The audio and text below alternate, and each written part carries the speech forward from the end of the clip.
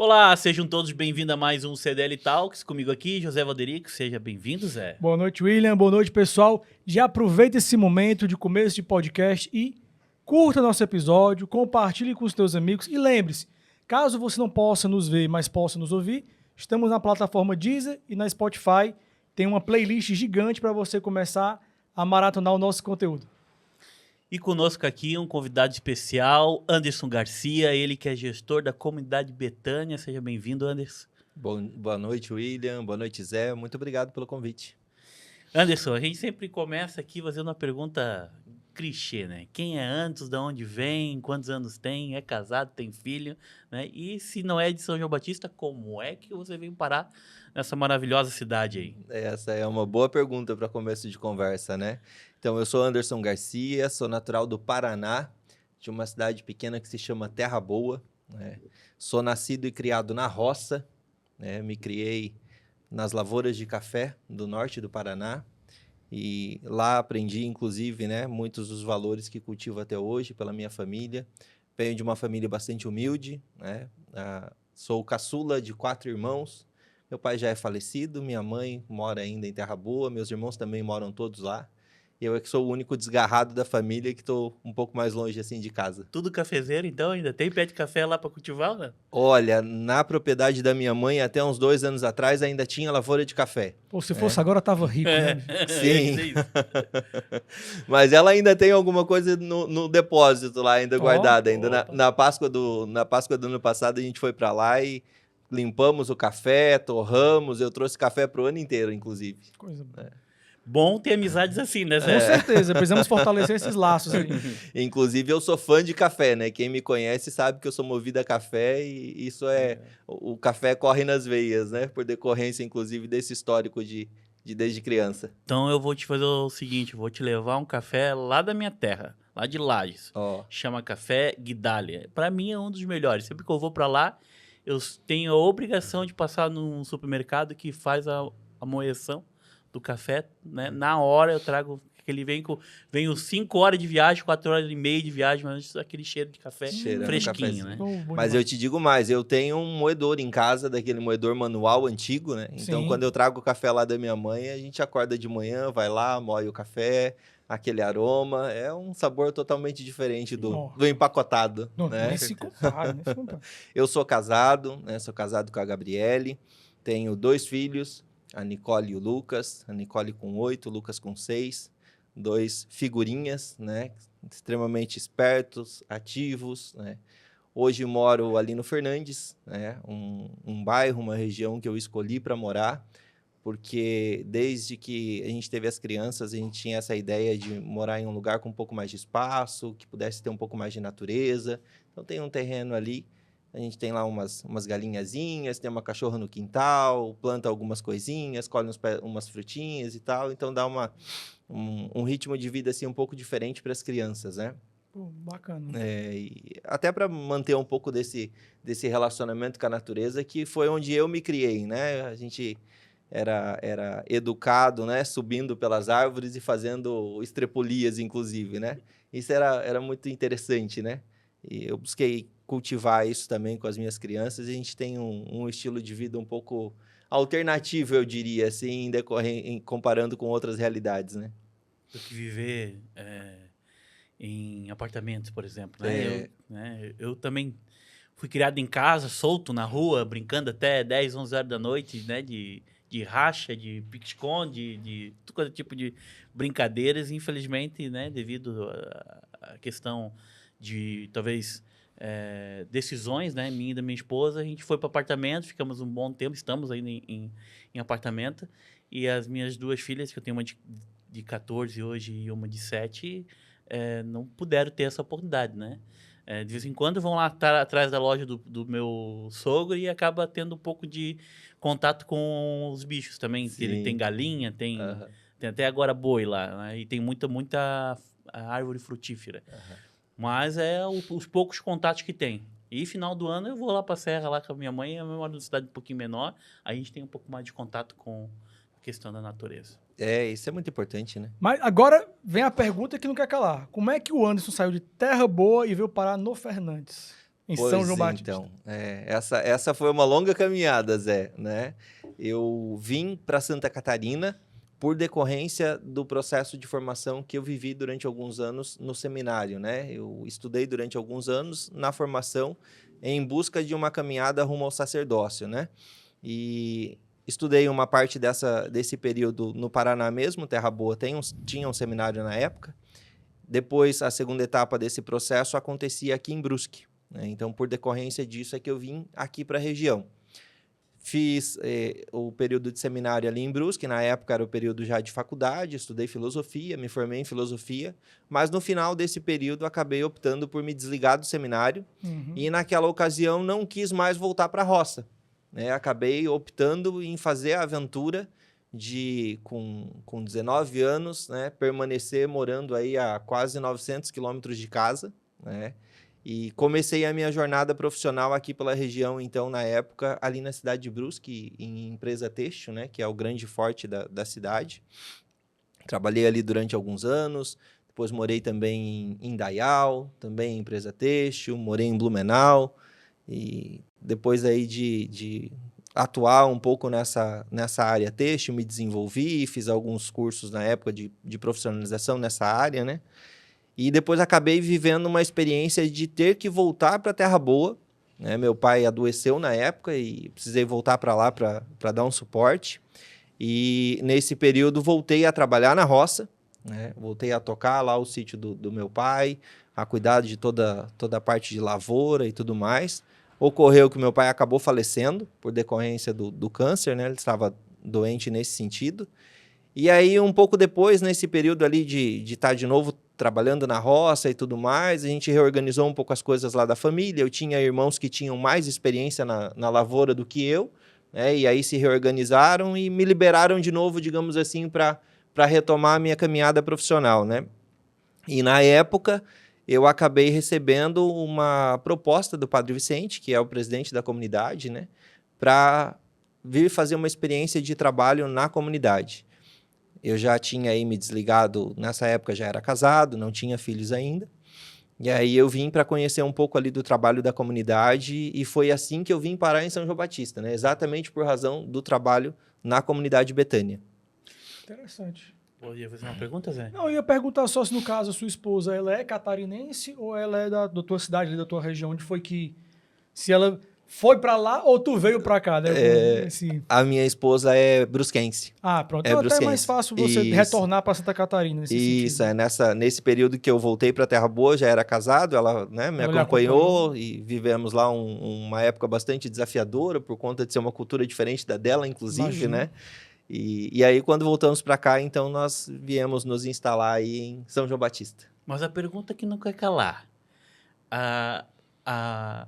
Sair do seminário tem alguma coisa a ver com essa questão conjugal? Ah, sempre tem, né? Dentre outras questões, também também tem essa, também né? Tem essa. Nós nos conhecemos na atividade pastoral, né? Eu exercia um trabalho pastoral na comunidade que ela frequentava e a gente acabou se conhecendo por ali. Brusque tem uma ligação muito forte com a questão de seminários, né? Católicos ali, religiosos. O Padre Léo também, se eu não me engano, teve uma participação de seminário. Trabalhou em Brusque. Trabalhou em Brusque, né? Isso, Na Zambuja ali? Não, onde que era? O Padre Léo trabalhou... O Padre Léo, ele pertencia à Congregação dos Padres do Coração de Jesus. Coração de Jesus, os Padres do Coração de Jesus, né, o nome da congregação é Congregação dos Padres Deonianos, eles administram aquela estrutura da Igreja Católica ali do centro. Né? Então, ali muito bonita, né? Isso, ali tem a Igreja Matriz, e atrás da Igreja Matriz tem o Colégio São Luís, a Faculdade São Luís, né, e tem o seminário também. E lá no bairro São Luís, ali em Brusque, eles têm também a Casa Padre Deon. Na época em que eu morei no seminário em Brusque, eu morei na Casa Padre Deon. Então, o Padre Léo trabalhou no Colégio São Luís. O Padre Léo foi diretor pedagógico do Colégio São Luís. Isso, Eu já ouvi muitas histórias que tratam dessa situação dele trabalhar ali no colégio, né? Isso. Na época em que eu estava no seminário, o Padre Léo já tinha fundado a comunidade Betânia, né? Eu estive no seminário em Brusque em 2002 e 2003. A comunidade Betânia foi fundada em 1995, né? Naquela época, o Padre Vicente era diretor do seminário em que eu morei. Ah, tá. Eu ia fazer essa pergunta. Como é que tu conhecesse daí o Padre Vicente, que é o atual hoje presidente da associação ali, para haver o convite, né, para você vir trabalhar aqui em São João? Então, foi por decorrência disso, né? Durante o período de seminário, a gente se envolvia em atividades da igreja e de organização, de processos até também, não só atividade pastoral em si, né? E depois desse período ali que eu tinha voltado a morar para o Paraná, a gente não tinha tido mais contato assim há muito tempo. Mas o Padre Lúcio, que também é padre ali na comunidade Betânia, na época era pároco em Terra Boa. Então a gente tinha tido esse relacionamento lá. E o Padre Vicente foi em uma ocasião visitá-lo lá em Terra Boa e foi ali que a gente acabou conversando nesse sentido, porque indo visitar o Padre Lúcio, ele disse, o Figueira, né, que é o meu apelido dessa época, né, o Figueira tá morando aqui em Terra Boa. E isso era 2011, né, então faziam 4 anos que o Padre Léo tinha falecido e durante esses 4 anos o Padre Vicente estava administrando já a comunidade, né? E foi um período muito difícil para a comunidade. Né? A gente precisa entender que, embora seja uma organização de caráter religioso, né, uma associação, ocorreu ali uma sucessão forçada, né? Porque o Padre Léo faleceu, né, e teve pouco tempo para preparar um sucessor, inclusive. Né? E a comunidade, enquanto instituição, sentiu muito essa perda que aconteceu. Então, existiam dificuldades nesse sentido. E aí, como eu de certa forma, tinha interesse em voltar a morar aqui no estado, né, aqui pela região, até porque a minha trajetória profissional tinha sido toda aqui, acabou que surgiu esse convite e eu aceitei esse desafio, então, de vir conhecer um pouco da realidade. Né? Eu tinha estado na comunidade Betânia quando eu era seminarista, por uma única vez, na casa aqui de São João Batista, tinha feito uma visita na época também na casa de Betânia de Curitiba, né? E conheci o Padre Léo também na época em que eu estava no seminário. E tivemos ali 1 ou 2 ocasiões de encontro, participar de celebração de missa e conversas rápidas nesse sentido. Sim. Hoje a comunidade Betânia não tem só essas 2 unidades que tu mencionasse aqui, ela tem mais, né? A comunidade tem 8 casas. Né? São aqui em São João a sede e a maior delas. Depois são 4 unidades no Paraná, uma unidade em São Paulo, uma no Rio e uma em Minas Gerais. 5 dessas são da época do Padre Léo.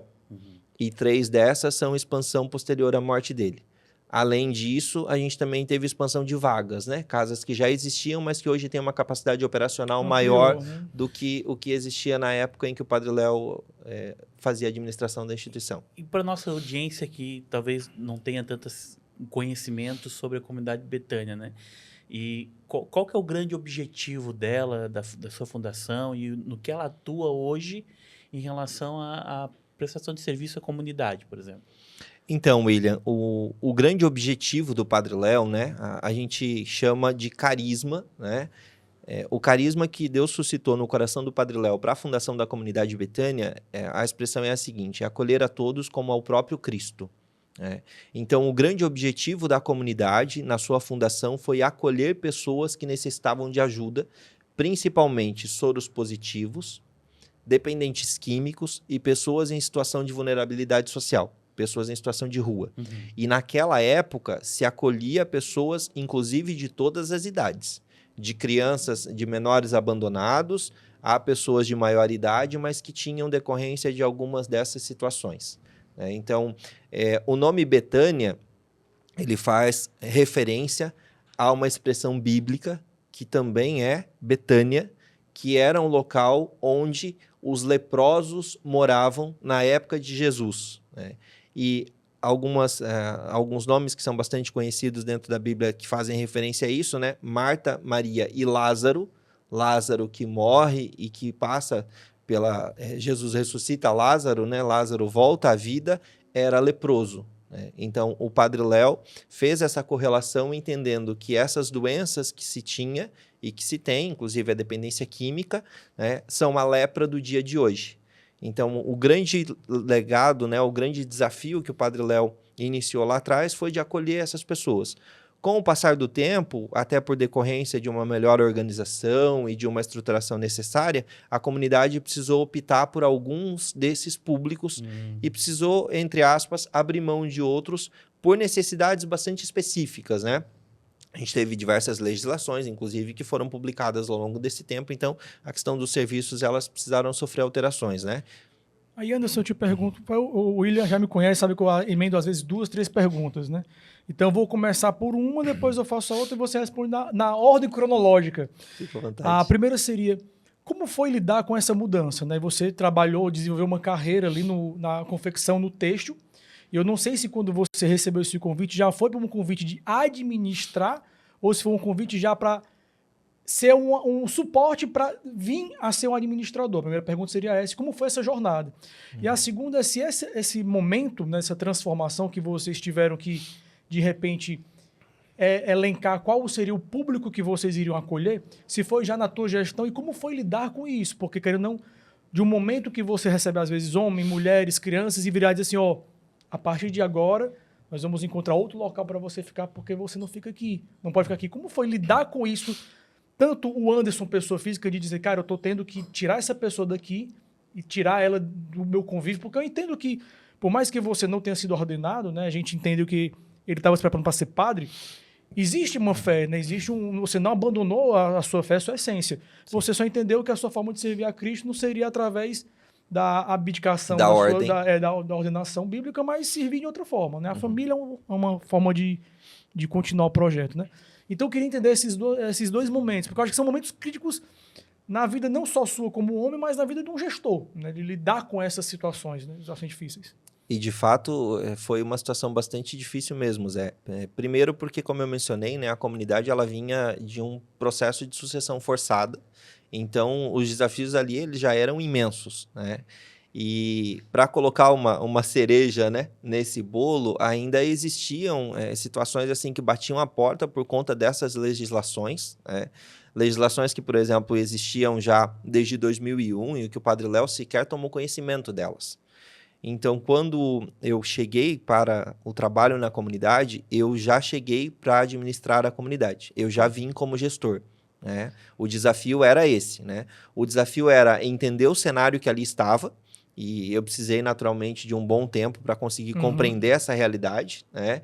E, a partir desse cenário, também compreender quais eram as exigências necessárias e qual era esse processo de transformação que precisava acontecer, e, a partir disso, desenvolver os processos que fossem necessários na ocasião. Meu Deus, então tu foi basicamente o arauto da má notícia para algumas pessoas. Tipo assim, muitas vezes. É aquela história do mal chegou e já tá querendo mandar, tá desfazendo o trabalho do padre, que na verdade você não estava desfazendo, você estava fazendo a lei ser cumprida para de repente não chegar num cenário pior que era fechar. E o cenário era exatamente esse, né? Por acaso, né, do destino de forma negativa, né? A gente teve uma intervenção bastante grave já no início de 2011. Fazia mais ou menos um mês que eu estava na comunidade. Meu Deus. Né? A gente teve uma circunstância de uma fiscalização da vigilância sanitária na época, né? E a vigilância do Estado veio para fazer cumprir, inclusive, essa legislação que existia desde 2001 e que a instituição sequer tinha conhecimento que existia, né? E aí muitas coisas se acentuaram, inclusive, por necessidade do cumprimento dessa norma, porque ali já não era mais um momento em que se podia discutir. A circunstância era fazer cumprir e pronto. 10 anos, né, que a lei 10 já existia. 10 anos que a lei já existia. E é importante dizer, né, que obviamente a comunidade não descumpria a legislação porque queria descumprir, porque de fato a instituição naquela época não tinha estrutura, né, não tinha gestão suficiente para conseguir compreender essas realidades. Até porque, até aquele momento, a gestão toda da comunidade, durante o período em que o Padre Léo estava à frente dos trabalhos, ela foi desenvolvida pelos missionários, né? Então, não existia uma gestão profissional até ali, né? Os missionários, eles vêm para ofertar a sua vida, né? É um serviço totalmente voluntário, a comunidade os chama de consagrados, né? Mas não necessariamente eles têm conhecimentos específicos, né? É uma obra missionária, então você vem e se voluntaria e faz o que for necessário, né? E a gestão até ali era feita assim, né? E durante todos esses anos que aconteceu dessa forma, muitas vidas foram resgatadas com esse formato. Muito importante destacar isso. Né? Mas existiu ali um momento, então, de transição em que essa realidade não era mais sustentada, né? Não era mais sustentável. E aí iniciou essa jornada de estudar essas realidades, de fazer levantamentos disso, né? E aí foi, para mim, profissionalmente, foi um momento muito frenético, porque eu sou o tipo de cara que mergulha de cabeça no negócio e não mede esforços, assim, né? Então, eu me lembro de passar noites estudando legislações e verificando circunstâncias, porque eu não tinha conhecimento nessa área, né? Mas tinha o interesse em, inclusive, fazer esse processo de transformação, né? Tinha conhecimento em gestão, porque já tinha trabalhado em outros negócios nesse sentido, né? Mas não as legislações específicas desse tipo de serviço. E a partir disso, né, fazer as anotações que eram necessárias, começar a estruturar os processos, buscar capacitações também, porque de imediato eu percebi que existiam questões que eu precisava me especializar, né? Então foram inúmeros cursos, fui para São Paulo estudar, né, para buscar conhecimento específico do terceiro setor, inclusive, né? A gente tem aí questões bastante particulares do terceiro setor.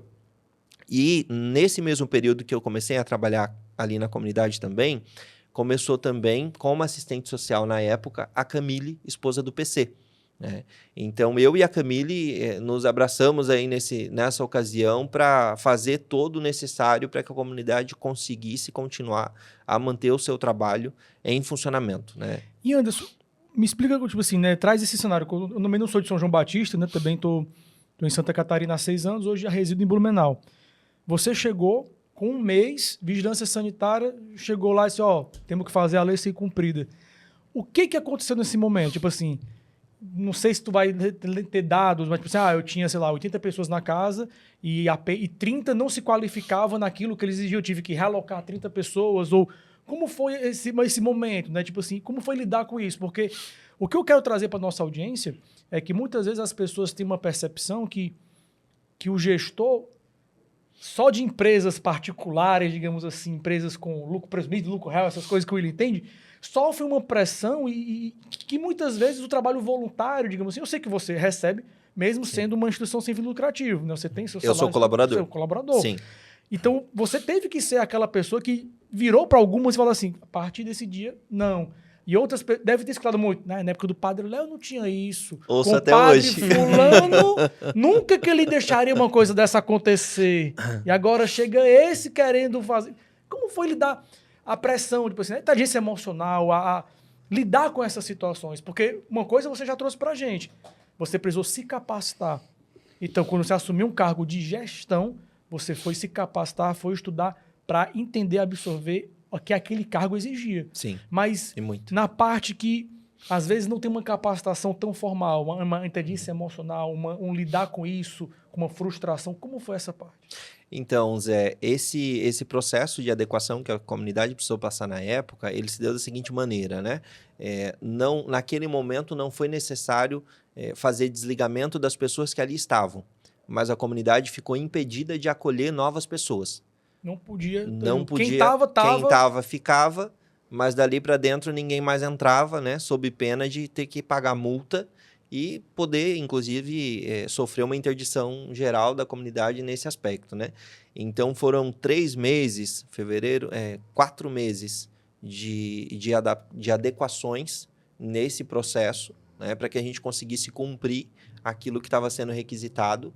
E durante esse tempo, as pessoas que foram cumprindo o seu período de tratamento foram sendo desligadas e a comunidade foi se esvaziando. Né? A gente tinha vagas e não podia acolher. Tinha vagas e não podia acolher. Pois é, eu ia perguntar isso para ti exatamente. Como é que foi lidar também com essa situação de tipo, vamos supor, a casa comporta 80 pessoas, tem 80 pessoas, e essas 80 pessoas começaram a virar 75, 70, 65, e pessoas chegando na porta de vocês e vocês dizem assim, querido, não posso lhe receber aqui. Naquele momento, a gente optava por fazer encaminhamento para outras unidades de Betânia, né, que não estavam passando por esse processo de dificuldade naquele momento, né? e também para encaminhar para outras instituições que a gente foi levantando e foi mapeando, porque tudo precisava acontecer muito rápido, né? E a gente acabou mapeando instituições aqui do estado, que também a gente entendia que tinham um bom processo de trabalho, mas principalmente para as outras casas de Betânia que ainda não tinham sido fiscalizadas, né?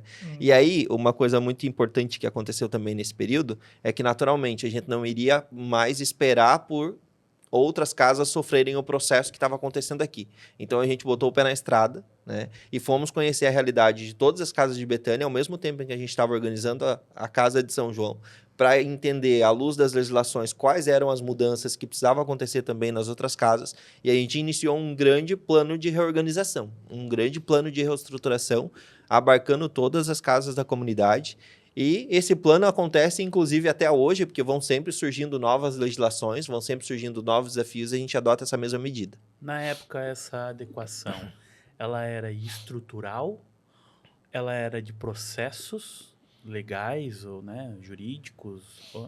Ou também existia uma questão de pessoas adequadas, profissionais de áreas específicas que precisavam ter dentro da comunidade, que não tinha?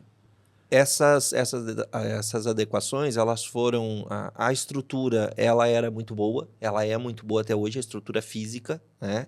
Mas a comunidade não tinha processos, né? Não tinha registros suficientes pelo serviço que desenvolvia, por exemplo, né? E também não tinha quadro de equipe, porque já existia a exigência de equipe técnica. Essa era uma das normas postas nessa resolução que existia na época, né?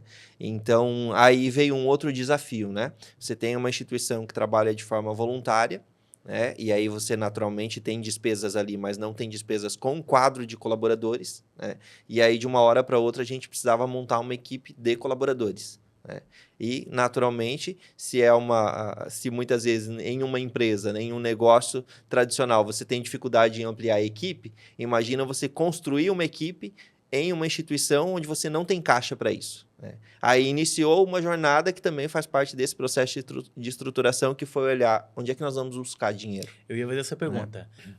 Falou com dinheiro, você falou comigo agora. Falou em dinheiro, falou comigo, né? Mas aonde vem, né, a fonte de riqueza, a fonte de manutenção da comunidade Betânia, né? É doação, é venda de itens religiosos, né? É dinheiro governamental através de projetos, né?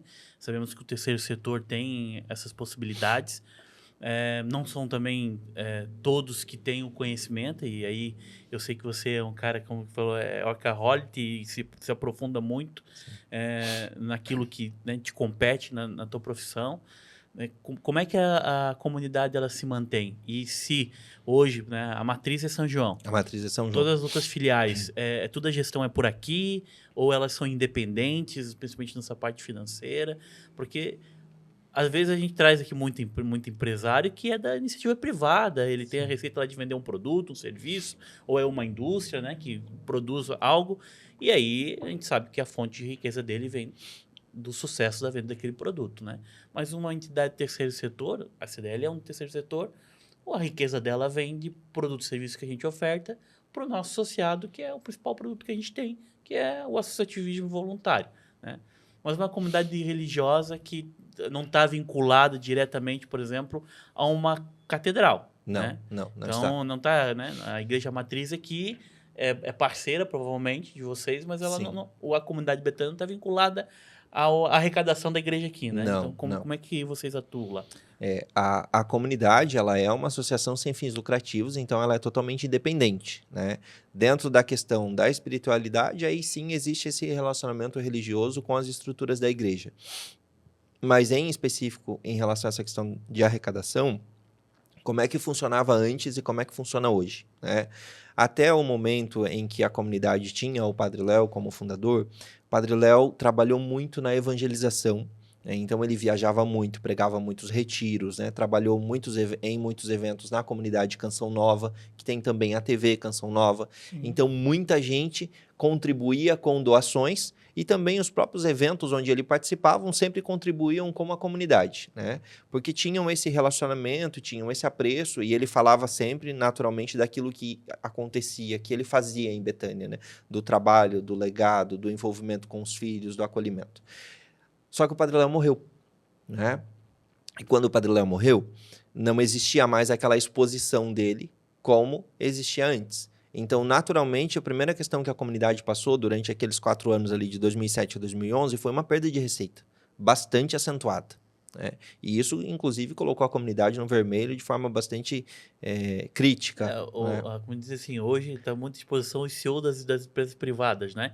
Então, o CEO da comunidade, que era o Padre Léo, ele não estava mais ali e talvez a fonte de inspiração de muitas pessoas para fazer a doação Também, né, né? também não estava mais ali, né? Exatamente. Então, essa foi uma das questões que eu pude diagnosticar de imediato, né? Até por olhar as demonstrações da comunidade na época, pela questão financeira também, porque pelo menos essa parte contábil já existia, já tinham mínimos controles nesse sentido e tinha uma colaboradora que trabalhava ali na comunidade, que fazia controles básicos, assim, né? E como já existia uma dificuldade financeira e ainda existia agora o assento de ter que aumentar a despesa, porque a gente precisava contratar pessoas, né? Precisava organizar, precisava criar processos, precisava também fazer reformas e tudo mais. Então, o trabalho naquele momento foi em potencializar o que existia e entender como é que a gente poderia retomar doações, retomar contato com doadores, retomar relacionamento com doadores para crescer a receita com doação, mas também como criar novas fontes de receita, né? E aí, dentro dessa questão de novas fontes de receita, já existiam eventos que eram realizados ali na comunidade. A gente pôde potencializar esses eventos e iniciar novos eventos também, né? E também buscar outras fontes de recurso que foram projetos e parcerias, tanto com instituições, editais e também possíveis parcerias públicas que a gente foi buscando na época, né? E essa questão da parceria pública foi uma das questões que, por muitas vezes, né, eu acabei ouvindo a frase que o Zé disse antes, né? Ah, mas na época do Padre Léo não existia isso, né? E aí a gente precisou mostrar, né, que não existia por X razão, mas que agora precisava existir, né? Sempre com uma grande preocupação, e o Padre Vicente deixou isso claro desde o início, né? Eu não aceito nada que fira aquilo que são os valores da instituição. Porque aquilo que estava posto pelo Padre Léo e aquilo que era a cultura deixada por ele não poderia ser alterada, né? Então, por exemplo, a comunidade ela atua nesse enfrentamento às drogas. Um exemplo assim bastante básico em relação a isso é que, de forma alguma, a comunidade vai aceitar uma doação, por exemplo, de uma empresa que vende produto alcoólico. Uma fábrica de cerveja quer fazer uma doação para a comunidade, né? O Padre Léo não aceitava, a comunidade de Betânia continua não aceitando, porque a gente entende que não faz sentido uma coisa em relação à outra. Né? É antagônico. No entanto, existem parcerias que podem ser construídas, né? E aí vieram, né, a partir também de bastante estudo, de buscar oportunidades, os primeiros editais, né? Nessa época, eu e a Camille que fazíamos os projetos, né? A gente não tinha ninguém para recorrer, né? Depois de um tempo, a gente foi procurar também por consultoria. A gente tem um consultor que trabalha conosco há mais ou menos 10 anos, né, nesse processo aí, que foi quem nos auxiliou na época a acessar alguns recursos federais, inclusive, né? Então, hoje, aquilo que eram as doações continuam existindo, né? E a gente também organizou um grande processo nesse sentido, né? Por exemplo, em 2011, né, a gente tinha como ferramenta de arrecadação de doações o boleto bancário, né? Famoso carnezinho. Carnezinho, né? Só que era um volume muito pequeno, né? A comunidade, você imagina que a gente não tinha sistema para isso, era tudo feito de forma manual, né? Era absurdo, né? Hoje a gente tem página de captação online, né? A pessoa contribui com cartão, tem recorrência, né?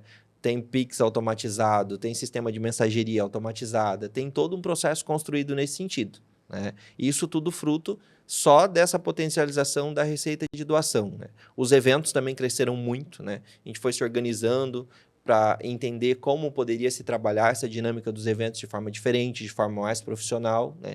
E prova disso é que na semana que vem a gente tem o Luau da Misericórdia, que é um evento que vai receber em São João Batista 3.000 pessoas, né? No dia 22. Então, olha a potência disso, né? O primeiro evento que a gente fez lá em 2011, 2012, a gente teve 50 participantes, né?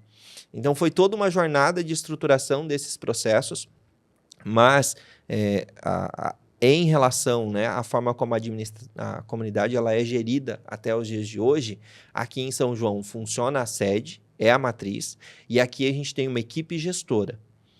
Todas as casas se reportam a São João Batista. Tudo que diz respeito a projetos, editais, recursos públicos, parcerias de maior vulto, investimentos de maior vulto, precisam passar por São João Batista, né? Aquilo que é a despesa do dia a dia, aí as casas têm independência em fazer esse trabalho. E aí cada casa também busca organizar algum evento, alguma arrecadação, faz campanha de alimentos, né? Então cada casa tem um missionário responsável por essa função, que é o nosso administrador local, né? E ele atua nessa frente local. Ele tem condições e tem autonomia de gerar algum tipo de ação para poder também gerar receita para essas despesas. Para as despesas do dia a dia. Isso, né? Uma autonomia coordenada, pelo fato, inclusive, de ser um voluntário, né? Então, ele também é transitório, né? Então, hoje a gente tem uma estrutura aqui em São João em que a gente acompanha full time tudo aquilo que acontece em todas as casas de Betânia, em todos os recantos, né? E aí as parcerias, como, por exemplo, as casas que têm parcerias com as prefeituras, né, que não são todas, isso tudo passa por aqui, a gente que organiza plano de trabalho, que faz todo o monitoramento, que faz todo o processo de pagamento, que mantém tudo funcionando como se a gente estivesse lá. Quantas pessoas são? Ia perguntar isso agora.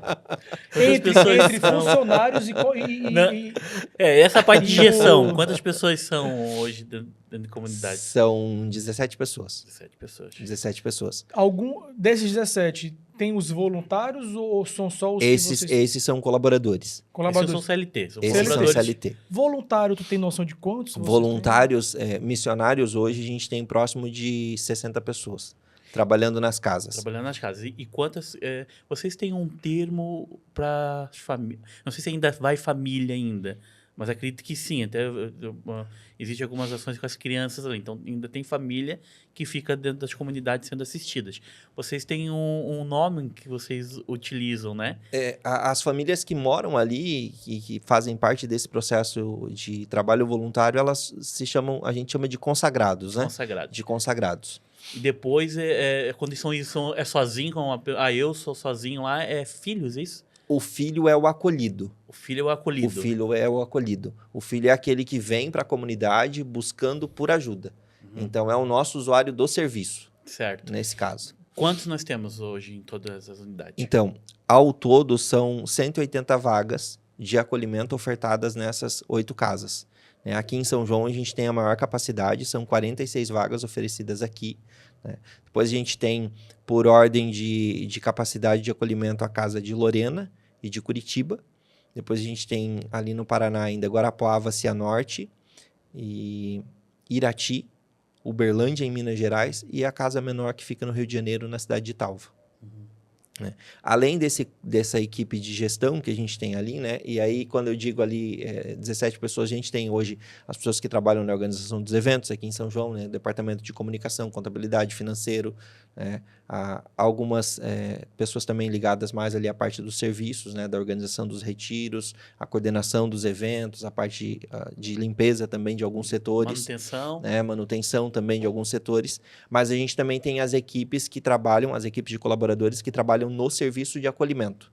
Então, somando a equipe de gestão e a equipe de colaboradores, a gente tem em torno de 50 colaboradores hoje atuando espalhados nessas 8 casas da comunidade. Então, são 50 colaboradores, mais ou menos 60, 70 missionários se dedicando a essa obra.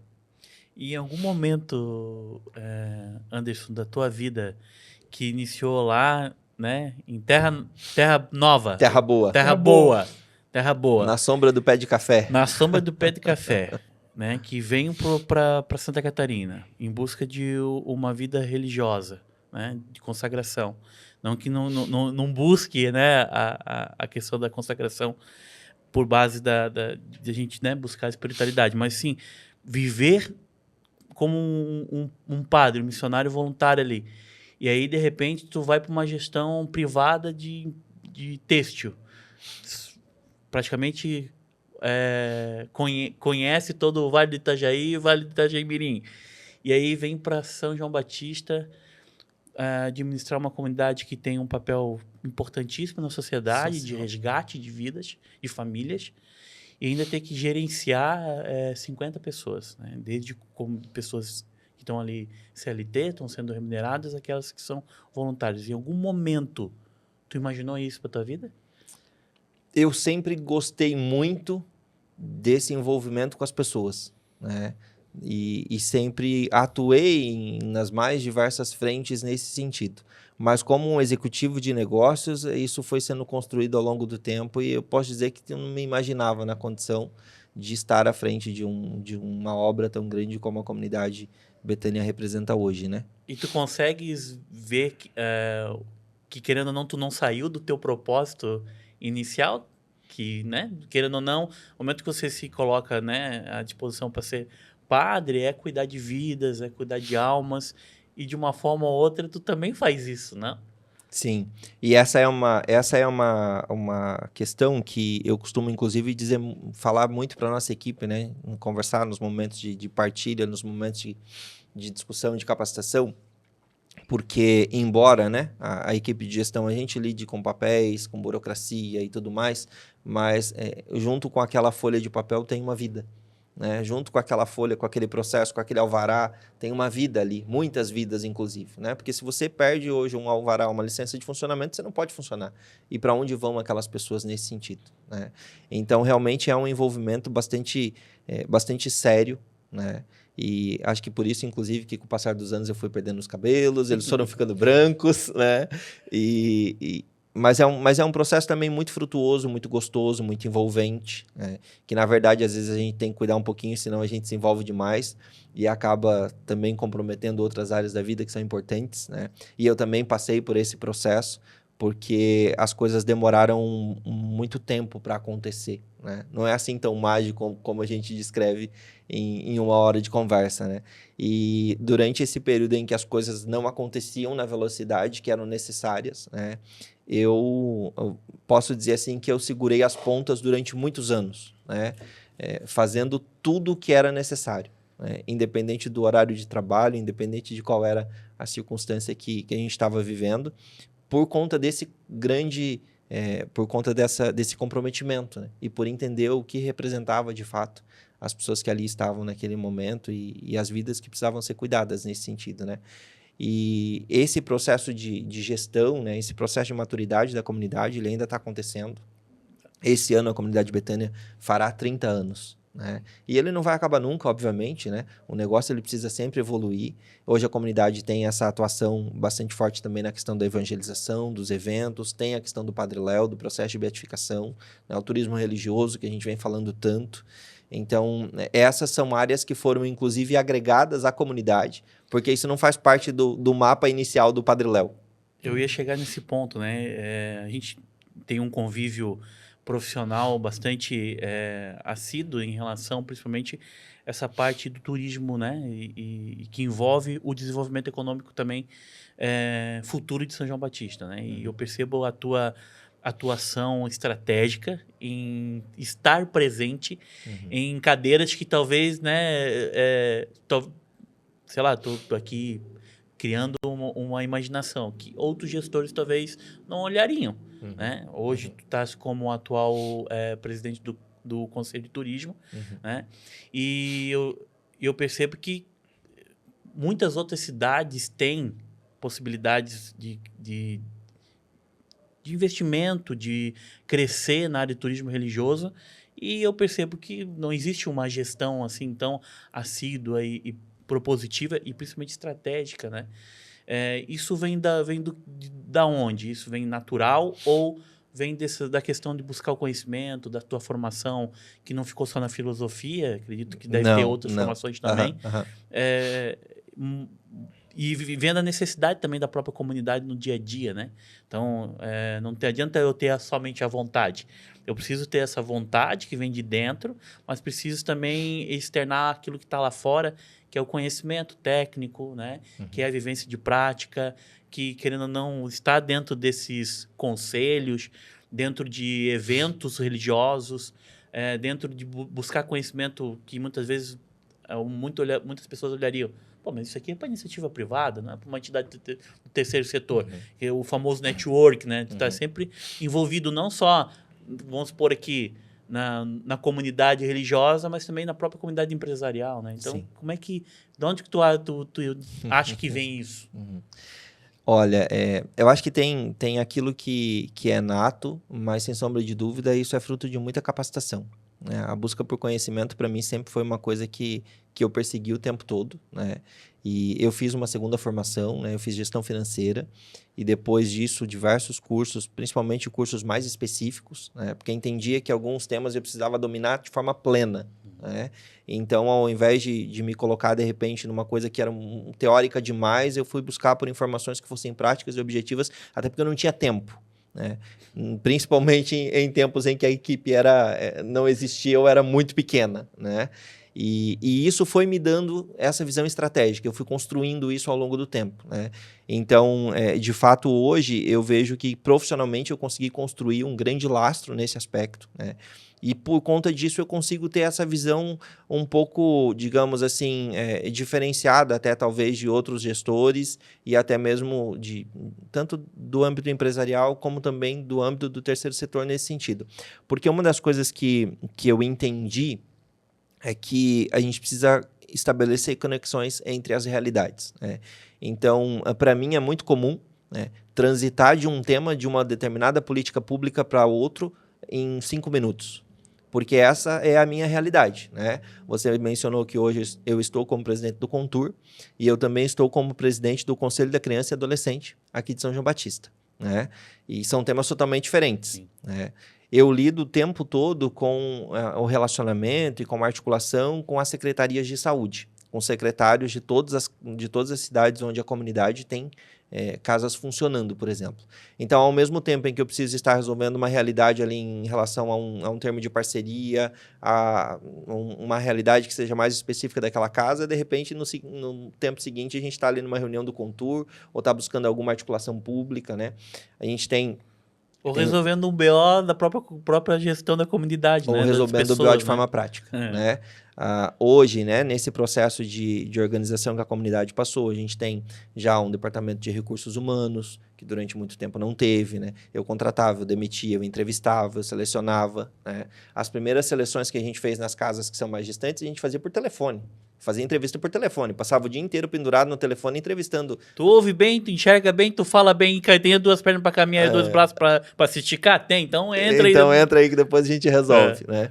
E teve uma época que um dos requisitos que a gente tinha para contratar, principalmente a função de coordenador do acolhimento, que é uma característica do serviço social dentro da estrutura de Betânia, era a gente assinava o contrato, a pessoa vinha passar uma semana aqui, para depois ela voltar para lá e atuar. A gente também entendia que o treinamento era necessário e não dava para a pessoa começar de qualquer jeito. Né? Então, tudo isso foi sendo construído e foi amadurecendo ao longo desse tempo. Né? E hoje esse desafio eu acredito que hoje um dos maiores desafios que eu tenho, né, como gestor da comunidade é a construção de novos líderes, o desenvolvimento de novas lideranças. Né? Então, a gente tem uma estrutura, né, tem um organograma nesse sentido, eu tenho líderes em setores e venho trabalhando nesse desenvolvimento dessas pessoas, porque eu não quero que a comunidade passe de novo pelo que passou lá atrás. Né? E graças a Deus, por consequência desse grande trabalho que vem sendo feito, inclusive, hoje já tem muita coisa estruturada, de modo que eu tenho lá alguém resolvendo de forma tranquila, né? Podendo dizer assim, não, olha, isso aqui está contigo, você vai cuidar, e se você precisar de alguma ajuda, você me aciona. Mas você tem conhecimento suficiente, você tem bagagem suficiente, consegue lidar com isso, né? E isso é primordial, porque, de fato, assim, a comunidade hoje é uma obra muito grande. A comunidade de Betânia tem crescido muito, né? E vai crescer ainda mais dentro de todos esses processos que a gente está discutindo e mencionando. E não dá mais para recorrer, né, para incorrer no erro de ter as dificuldades que já aconteceram durante determinados tempos, né? Voltando um pouquinho só ali no teu propósito e naquilo que tu comentou, recentemente eu ouvi uma frase, Anderson, que me pegou bastante, me tocou muito, né? Que a gente, né, tem como, principalmente, falar de associação, né? A gente tem uma responsabilidade naquilo que a gente faz tão forte na comunidade empresarial, na questão de desenvolvimento econômico, no resultado que aquela empresa está conosco ali deseja, que tudo aquilo que a gente se propõe a fazer, né, ela toca de uma forma ou outra na vida das pessoas. Né? E o que você faz e que toda a tua equipe ali faz em relação à comunidade Betânia é exatamente isso, né? Uhum. Desde o momento do processo de gestão administrativa, financeira, até a questão mais espiritual, Isso. ela está tocando na vida das pessoas, né? Então, isso é algo que a gente precisa, principalmente, né, valorizar, né? Uhum. Então, estamos chegando ao final desse nosso podcast aqui. E antes disso, a gente sempre entrega um presente para os nossos convidados, que é essa caneca, para que você possa lembrar desse momento. E gostaria muito que tu deixasse aqui uma mensagem para nossa audiência e principalmente, né, pudesse falar um pouco mais sobre o que a comunidade pode ofertar para as pessoas, né? E como as pessoas também podem se doar e ofertar para a comunidade. Veja, William, o grande legado do Padre Léo é o acolhimento e a restauração de vidas, né? Esse é o legado que está mantido e crescendo graças à ajuda das pessoas, né? Por mais que nós tenhamos hoje, né, toda essa equipe de trabalho, nada a gente conseguiria fazer se não tivéssemos pessoas que continuam acreditando no trabalho da comunidade, continuam acreditando naquilo que a comunidade se propõe a realizar no dia a dia. Hoje, o serviço está formatado para o acolhimento principalmente de dependentes químicos, né? E aqui em São João nós acolhemos homens, acolhemos mulheres, acolhemos casais, né? Algumas outras casas acolhem só homens e algumas acolhem também esse mesmo formato. A comunidade nesse período não acolhe mais adolescentes e crianças abandonadas como acolhia anteriormente, por decorrência das exigências que são específicas nesse sentido, né? E para que esse grande desafio, né, ele possa continuar acontecendo nessa velocidade que tem acontecido, a comunidade continua necessitando da ajuda das pessoas. Então, sempre que você que estiver ouvindo, né, esse nosso podcast, ouvir falar sobre a comunidade Betânia, sobre alguma ação que a comunidade Betânia esteja realizando, você pode ter certeza que essa ação ela tem como objetivo final o resgate de vidas e pessoas que necessitam de ajuda a todo o tempo, né? Então, as ações elas são as mais diversas, né? Da pizza solidária ao luau da misericórdia, do bazar solidário, né? Além de tantas outras ações que acontecem nas outras cidades, que a gente também costuma divulgar. Todo esse recurso arrecadado ele é revertido de forma específica para aquilo que é o acolhimento e principalmente, né, dentro dessa perspectiva que é o carisma de Betânia, acolher a todos como o próprio Cristo. E o Cristo ele chega disfarçado na pessoa daquele que precisa de ajuda. Às vezes, inclusive, pessoas que vêm em situação de rua, que é um caso que tem crescido cada vez mais, inclusive, né? E que precisa de um olhar da sociedade, um olhar, inclusive, mais humano, né? De nós, inclusive, no nosso dia a dia. E um outro aspecto que é bastante importante também destacar, né, é que existe uma gratidão muito profunda da parte de toda a comunidade Betânia, de todos os missionários, de todos os nossos colaboradores, em relação a essas pessoas que contribuem com a comunidade, que acreditam na causa, né? Aqui em São João, né, a gente tem muito apoio da sociedade, da comunidade de modo geral, apoio dos empresários, né? Aqui em toda a região, poderia citar todas as cidades, a comunidade tem amigos de Betânia, que são as pessoas que se relacionam, né? A gente usa essa nomenclatura.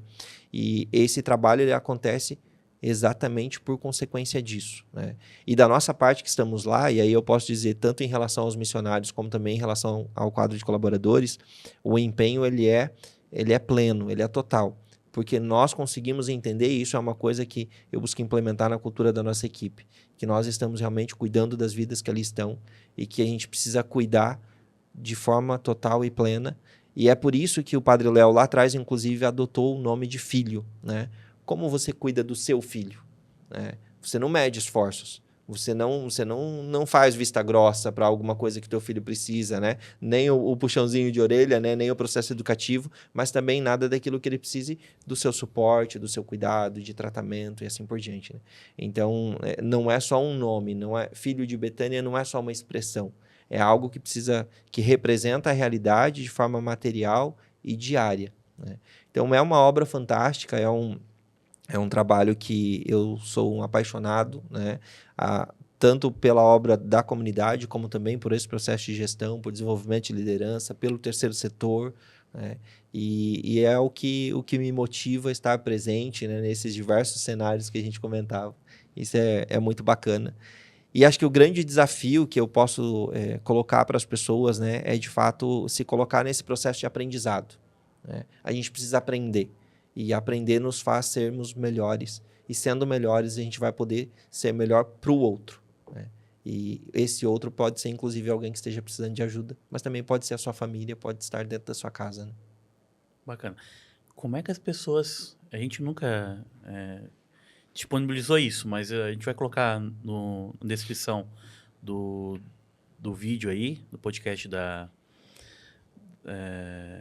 do YouTube, o link. Como é que as pessoas podem acessar para doar? Por exemplo, tu falaste que tem a questão da gestão de pagamento online, né? Uhum. Como é que as pessoas acessam isso? Onde que eles podem localizar para poder ser um doador? As pessoas podem acessar o endereço do site de Betânia, que é betania.com.br, ou direto no sistema de doações, que é doaçõesbetania, sem cedilha e sem acento, .com.br. Ali tem toda uma página preparada para receber essas doações, é uma página segura, né? Esse trabalho é desenvolvido por uma empresa parceira, e você pode escolher ali as diversas formas de contribuir, fazer o seu cadastro, seja uma doação única, ou também se você quiser cadastrar para doar de forma recorrente, né? Que inclusive nos ajuda a conseguir prever, né, um pouco ali da realidade do caixa. E ali a pessoa ela pode fazer da forma como ela desejar, contribuir com qualquer valor, né? E isso é uma coisa muito importante, assim, né? Tem muitas pessoas que contribuem com valor muito pequeno. Só que é como diz o ditado, né? Muitos fazendo pouco se torna muito, né? E claro, né, se a pessoa também pode doar uma quantidade mais significativa, também vai ser bem-vinda e também pode usar esse sistema de doação. Show de bola. Zé, suas considerações? Não, agradecendo, né, pela disponibilidade do Anderson, não só agradecer pela disponibilidade de ter vindo aqui, mas pela obra que executa. Eu acho que fica uma aula para todos nós aqui que o teu profissional tem que estar alinhado ao teu propósito de vida, né? Que a gente pôde, nesse papo de mais de uma hora, o Anderson deixou muito claro ali e não frisou esses pontos que eu vou trazer. Ele entrou no momento de crise. Ele entrou no momento que ele foi criticado, ele entrou no momento que ele teve que se aprofundar em muito conhecimento para entender aonde ele estava entrando. Mas se ele está aqui nessa frente dessa casa ao longo desses anos, é porque ele não desistiu. Então isso mostra que se você trabalha com aquilo que é o teu propósito de vida, até mesmo o penoso pode ser prazeroso. Então, procure seu propósito de vida. Aqui a gente lhe comentou, são 50 pessoas que são funcionários, mais 60 pessoas que são vocacionadas. Eu ouso a dizer que essas 110 pessoas têm como propósito trabalhar lá. Então, isso mostra que além do dinheiro ou além do ganho financeiro, existe um propósito de vida. Então, fica para vocês aqui conhecer mais sobre Betânia e fica mais também aqui a dica de procure trabalhar naquilo que é o propósito da sua vida. Nem sempre é fácil, mas é prazeroso. É isso aí, pessoal. Eu quero aqui agradecer muito ao Anderson pela participação, dizer que já te admirava e agora trazendo um pouquinho mais da realidade da tua vida pessoal, né, do teu profissionalismo, aumentou ainda mais a admiração. Muito obrigado. Continue assim, sempre buscando conhecimento e trabalhando em cima daquilo que realmente é o teu propósito e com certeza está fazendo a diferença na vida de muitas pessoas, né?